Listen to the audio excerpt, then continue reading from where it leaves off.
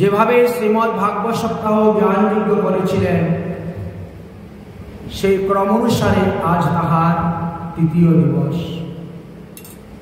গতকালকে আমরা জড়ভরত এবং সিন্ধু দেশের রাজা রঘুবনের উপকান পর্যন্ত আস্বাদন করেছিলাম। আজ তাহার পরবর্তী বিষয় আস্বাদন। আমাদের ভারতবর্ষতে তিনজন ভরত আছেন, আর ভাগবতেও তিনজন ভরতের চরিত্র কথাই বর্ণনা করে গিয়েছেন। একজন ভরত হলেন ঋষভদেবের পুত্র ভরত। ঋষভদেব ভগবানের অবতার ছিলেন। তিনার শতপুত্রের মধ্যে জ্যেষ্ঠ পুত্র হলেন ভরত, যার নাম অনুসারে আমাদের এই দেশের নাম ভারতবর্ষ হয়েছে। এই দেশের নাম প্রথমে ছিল নাভিবর্ষ, তারপরে হলো অজনাভ বর্ষ, তারপরে হয়েছে ভারতবর্ষ, আর এখনো ভারতবর্ষ নামেই আছে পরিচিত। দ্বিতীয় ভরত হলেন ভগবান রামচন্দ্রের ভাই কৈকেয়ীর কুমার ভরত। আর তৃতীয় ভরত হলেন দুষ্মন্ত এবং শকুন্তলার পুত্র ভরত, তিনিও ভগবানের অংশ অবতার। এই তিনই যদি ভরত আমাদেরকে তিনটি আদর্শ শিক্ষা দিয়ে গিয়েছেন। এক ভরত আমাদেরকে দেখালেন যে ভক্তি যুগের দ্বারাই ভগবানকে পাওয়া যাবে। আরেক ভরত দেখালেন জ্ঞান যুগের দ্বারাও ভগবানকে পাওয়া যায়। আরেক ভরত দেখালেন যে কর্মযুগের দ্বারাও ভগবানকে পাওয়া যায়। সপ্তদ্বীপা পৃথিবীর মধ্যে ভারতবর্ষ হল শ্রেষ্ঠ ভূমি। ভগবানের যত অবতার সমস্ত অবতার এখানেই হয়েছে এই ভারতবর্ষে। ভরতের থেকে আরম্ভ করে সুমিত্র পর্যন্ত 14 জন রাজা লাগাতার পৃথিবী শাসন করে গিয়েছেন খালি ভরতের বংশে।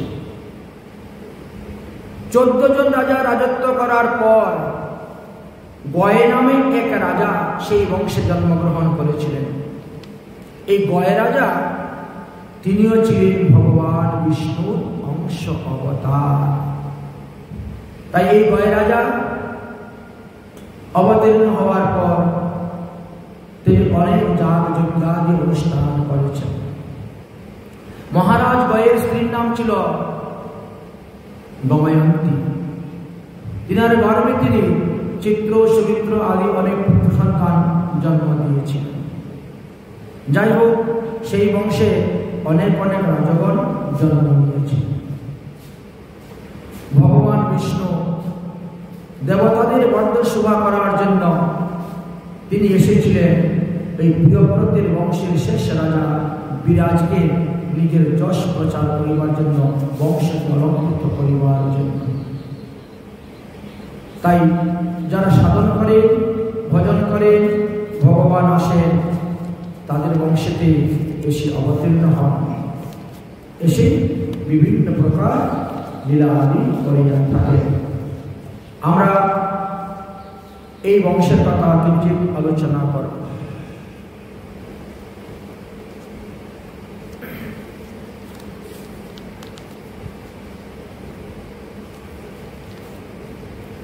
বর্তমানে আমরা যে বর্ষে, যে ভূখণ্ডের মধ্যে আছি, তার নাম হলো জম্বুদ্বীপ। আর এই জম্বুদ্বীপের বিস্তার হলো 1 লক্ষ যোজন। এই জম্বুদ্বীপটা পদ্মফুল সদৃশ্য গোলাকার। জম্বুদ্বীপকে বেষ্টন করিয়ে চতুর্দিকে লবণ সমুদ্র আছে। এই জন্য আমরা যেদিকেই যাই লবণ সমুদ্র দেখতে পাই। এই জম্বুদ্বীপে একটি বিশাল জম্বু বৃক্ষ আছে। এই দ্বীপকে তিনি 9 ভাগে বিভক্ত করে তিনি 9টি পুত্রকে 9 দেশে রাজা করেছিলেন। আমাদের এই জম্বুদ্বীপের মধ্যে 9টা দ্বীপ আছে। প্রথম দ্বীপের নাম হলো ইলাবৃত্ত দ্বীপ, যেখানে মহাদেব পার্বতী অবস্থান করছেন। সেখানে একটি বনও আছে, যে বনের মধ্যে পার্বতী দেবীর অভিসম্পাদ আছে। যদি কোনো পুরুষ লোক সেই বনের মধ্যে প্রবেশ করে, তাহলে তৎক্ষণাৎ তিনি নারী হয়ে যাবেন। এটি ইলাবর্ত বর্ষেতে সেই বনটি করেছে। ইলাবর্ত বর্ষে যে সমস্ত লোক আছেন, তারা বাসুদেব, প্রদ্যুম্ন, অনিরুদ্ধ, শঙ্কর্ষণ এই চতুর্ভুজের পূজা করিয়া থাকেন। এমনকি মহাদেবও সেখানে অবস্থান করে তাদের পূজা করিয়া থাকেন। দ্বিতীয় বর্ষের নাম হল ভদ্রাস্য বর্ষ। ভগবান বাসুদেব হয়গ্রীব রূপে সেখানে পূজিত হচ্ছেন। হয়গ্রীব অর্থাৎ ঘোড়ার মতো মুখ, দেহটা মানুষের মতো। তৃতীয় বর্ষের নাম হল কেতুমাল বর্ষ। সেই বর্ষে সবাই কামদেবের পূজা করেন।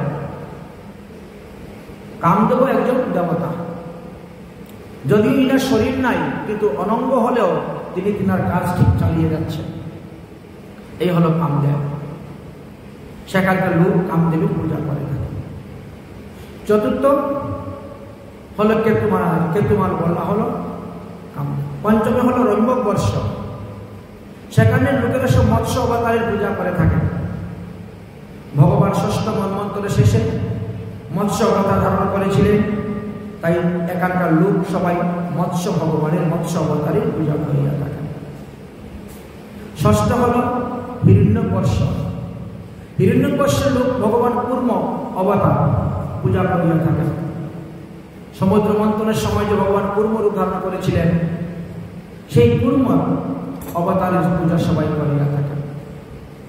সপ্তম বর্ষের নাম হল উত্তর কুরু বর্ষ, যেখানে ভগবান বরাহ মূর্তিতে অবস্থান করতেছেন। সবাই বরাহ দেবীর পূজা করে থাকেন। অষ্টমে হল কিংপুরুষ বর্ষ। সেখানে হনুমান এখনো জীবিত আছেন এবং তিনি রাম লক্ষ্মণ সীতার সেবা পূজা করে যাচ্ছেন। নবম বর্ষের নাম হলো আমাদের এই ভারতবর্ষ। এই ভারতবর্ষের মধ্যে শালগ্রাম শিলা ভগবান বিষ্ণুর পূজা সব থেকে বেশি হয়ে থাকে। বলছেন এই ভারতবর্ষ হলো 9টি বর্ষের মধ্যে শ্রেষ্ঠ বর্ষ, কারণ এটা হলো কর্মভূমি। এই ভারতবর্ষে দেখেন মা গঙ্গা এসেছে, ভগীরথ নিয়ে আসলো। অতএব গঙ্গার জলে স্নান করা মাত্রই মানুষ সমস্ত পাপ থেকে মুক্ত হয়ে যায়। ভগবানের যত অবতার এখানেই হচ্ছে। তাই জম্বুদ্বীপের মধ্যে ভারতবর্ষকে শ্রেষ্ঠ বর্ষ বলা হচ্ছে। এই যে গতকালকে আমরা বলেছিলাম প্রিয়ব্রতে রথের চাকার দ্বারা 7টি দ্বীপ তৈরি হয়েছিল, তার মধ্যে প্রথম দ্বীপ হলো জম্বুদ্বীপ। এটাতে আমরা বসবাস করতেছি। এবার জম্বুদ্বীপ থেকে আরো দ্বিগুণ বড় হলো পঞ্চদ্বীপ। সেখানে প্রিয়ব্রতের পুত্র ইন্দ্রজিহ্ব বসে রাজত্ব করতেছেন। ও দেশের লোকেরা সবাই সূর্যদেবের উপাসনা করে, সূর্য নারায়ণ ভগবানের উপাসনা করে থাকে। ওই দ্বীপকে বেষ্টন করিয়া চতুর্দিকে ইক্ষু সমুদ্র বিরাজ করতেছে, আখের রসের মতো সুস্বাদু। ওই দ্বীপের মধ্যে এক বিশাল কল্প বৃক্ষ আছে। ওই দ্বীপকে তিনি 7 ভাগে বিভক্ত করিয়া তিনার 7 পুত্রকে 7 দেশে রাজা করে দিয়েছিলেন। এই পল্লব দ্বীপটা যতটা বড় তার থেকে দ্বিগুণ হলো শালমলী দ্বীপ। ওই দ্বীপের চতুর্দিকে সুরা সমুদ্র বিরাজ করিতেছে। ওই দ্বীপে শালমলী নামক একখানা বৃক্ষ আছে। ওই দ্বীপের অধিপতি হলেন প্রিয়ব্রতের পুত্র যজ্ঞবাহু। ওই দ্বীপকে তিনি 7 ভাগে বিভক্ত করিয়া তিনার 7 পুত্রকে 7 দেশে রাজা করে দিয়েছিলেন। ওই দেশে সমস্ত লোকেরা সব চন্দ্র দেবতার পূজা করিয়া থাকে। ওই শালমলী দ্বীপ থেকে আরো দ্বিগুণ বড় হলো কুশ দ্বীপ। ওই দ্বীপের চতুর্দিকে ঘৃত সমুদ্র বেষ্টন বিরাজ করিতেছে। সেই দ্বীপে এক বিশাল কুশ গুচ্ছ আছে। সেখানে প্রিয়ব্রতের পুত্র বীরেন্দ্র রেতা অধিপতি হয়ে তিনি তপস্যা করিতেছেন, রাজ্য পরিচালনা করিতেছেন। ওই দ্বীপের লোক যত আছে সবাই অগ্নিদেবতার পূজা করেন, অগ্নিদেবতার উপাসনা করে থাকেন। ওই দ্বীপকে তিনি 7 ভাগে বিভক্ত করিয়া 7 পুত্রকে 7 দেশে রাজা করে দিয়েছিলেন। এবার আসলো পঞ্চদ্বীপ। কুশদ্বীপ হইতেও আরো দ্বিগুণ বড় হলো পঞ্চদ্বীপ। আর সেই দ্বীপে পঞ্চ নামক একটি পর্বত আছে। ওই দ্বীপকে বেষ্টন করিয়া চতুর্দিকে ক্ষীর সমুদ্র অবস্থান করতেছে। ওই দ্বীপের অধিপতি হলেন প্রিয়ব্রতের পুত্র ধৃতবিষ্ট। তিনি ওই দ্বীপকে 7 ভাগে বিভক্ত করিয়ে 7 পুত্রকে 7 দেশে রাজা করে দিয়েছিলেন। ওই দেশের লোক সবাই জলময় ভগবানের পূজা করে থাকে। এবার আসলাম আমরা শাকদ্বীপ। এই শাকদ্বীপটা কুশদ্বীপ হইতেও আরো দ্বিগুণ পরিমাণে বড়। এখানে শাক নামক এক বিশাল বৃক্ষ আছে, এই জন্য শাকদ্বীপ নাম। এই দ্বীপকে বেষ্টন করে চতুর্দিকে ঘৃত সমুদ্র আছে। আর ওই দ্বীপের লোক সবাই বায়ু দেবতার পূজা করিয়া থাকেন। ওই দ্বীপের অধিপতি হলেন প্রিয়ব্রতের পুত্র মেধাতিথি। ওই দ্বীপকে তিনি 7 ভাগে বিভক্ত করে 7 পুত্রকে 7 দেশে রাজা করে দিয়েছিলেন। এবার শেষ দ্বীপের নাম হলো পুষ্কর দ্বীপ। 7টাই মাত্র দ্বীপ আছে। 7টা দ্বীপের মধ্যে হলো পুষ্কর দ্বীপ। এই পুষ্কর দ্বীপটা শাকদ্বীপ হইতেও আরো দ্বিগুণ পরিমাণে বড়। এবং ওই দ্বীপে ব্রহ্মা অবস্থান করেন। ওই দ্বীপের লোক সবাই ব্রহ্মাকে আরাধনা করেন। ওই দ্বীপের চতুর্দিকে সুমিষ্ট সুশব্দ জল অবস্থান করতেছে। ওই দ্বীপে থেকে বেষ্টন করিয়া যেমন জল অবস্থান করতেছে, ওই দ্বীপের যে একটি স্বর্ণময় বিশাল পদ্ম ফুল আছে। ওই দ্বীপের অধিপতি হলেন প্রিয়ব্রতের পুত্র বিকিপুত্র। আর তিনি দ্বীপকে 2 ভাগে বিভক্ত করিয়া 2 পুত্রকে তিনি রাজা করে দিয়েছিলেন। একমাত্র আমাদের জম্বুদ্বীপকে 9টা ভাগ করা হয়েছে, আর পুষ্কর দ্বীপকে 2টা ভাগ করা হয়েছে। আর বাকি যে মধ্যে 5টা দ্বীপ সবগুলোকে 7টা করে ভাগ করা হয়েছিল। মানে যার যতজন পুত্র সন্তান ছিল তিনি ততটাই ভাগ করেছিলেন, ভাগ করে সবাইকে দিয়েছিলেন। তো এইভাবে আমরা এই দ্বীপের বর্ণনের কথা জানতে পারলাম। এই দ্বীপ আলোচনা করেছেন। তারপরে বললেন সূর্যের শ্রেণীবিভাগের কথা আলোচনা করলেন। তাহলে আমরা সূর্যের শ্রেণীবিভাগের কথা এখন আস্বাদন করব।